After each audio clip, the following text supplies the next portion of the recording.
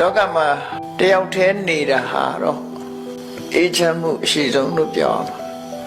တော်တော်လူတွေဘာလို့တယောက်တည်းမနေနိုင်ကြသလဲဆိုရင်စိုးရင်တော့ကရှိလို့တယောက်တည်းမနေနိုင်ကြ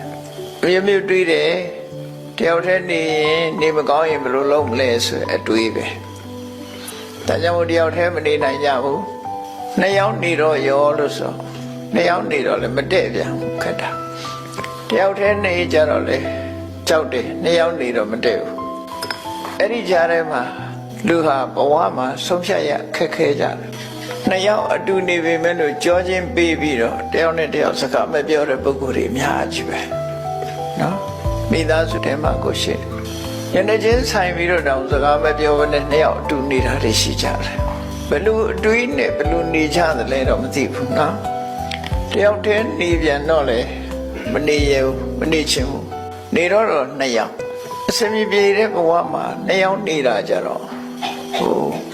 ငြိမ်းချမ်းမှုကတစ်ခါဆုံးရှုံးပြန်တယောက်တည်းဆိုတော့စကားများစရာတော့မရှိဘူးနှစ်ယောက်ဆိုရင်တစ်ခါမဟုတ်တစ်ခါစကားများကြတယ်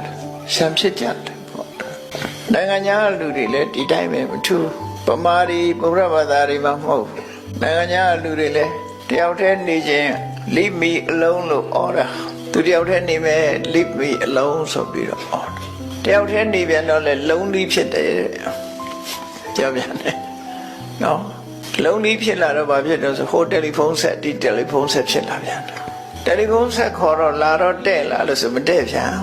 နှစ်ရက်သုံးရက်လောက်ပဲဆင်ပြေတယ်နောက်ရက်ကျဆင်ပြေလူတဘာဝက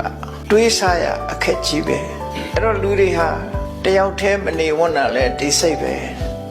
နှစ်ယောက်မတဲ့တာလဲဒီစိတ်ပဲ